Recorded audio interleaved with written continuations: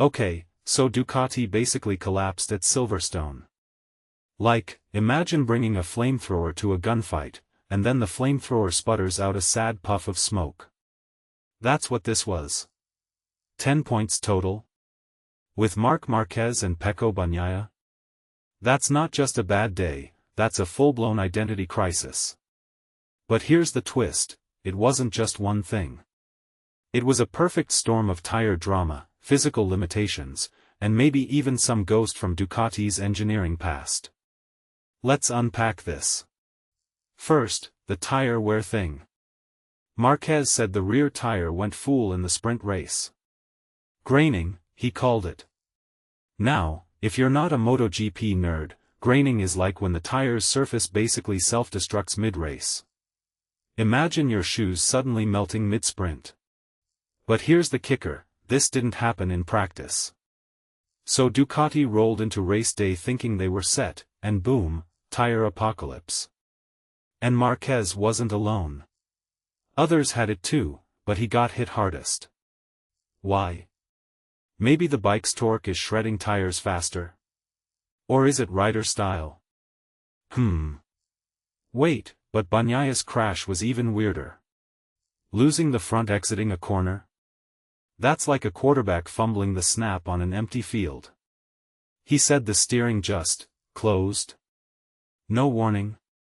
That's not just bad luck, that's a red flag. Ducati's 2026 bike has been shaky all year, right? So is this a fundamental flaw in the chassis?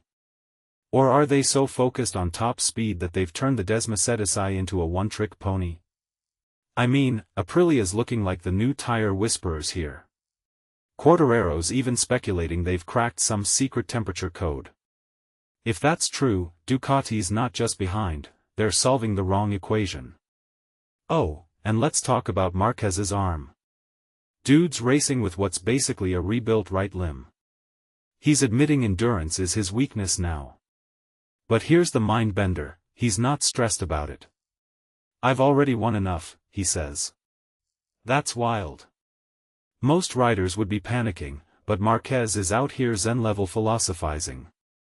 Is that confidence? Or is he quietly telling us he's half-retired already? Meanwhile, Bagnaia's stuck in a nightmare.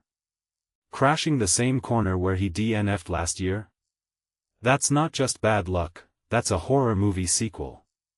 But here's the real question, why is Ducati, a brand built on raw power, getting out-engineered in tire management? MotoGP's evolving, folks. It's not just about horsepower anymore, it's about subtlety, finesse, and knowing when to let the tires breathe.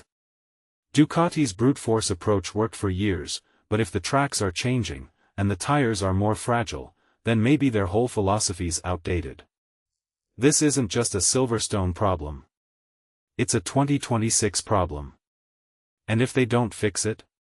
Marquez's championship lead won't survive a hay bale, let alone a full season. So what's the takeaway? Maybe Ducati needs to stop chasing ghosts and start listening to their tires. Or maybe Marquez's injury is exposing cracks in a team that's used to winning on guts alone. Either way, this weekend wasn't just a disaster, it was a warning. The track's changing. The bikes are changing. And if Ducati doesn't change with them? Well, let's just say I wouldn't bet on them winning a staring contest with the future.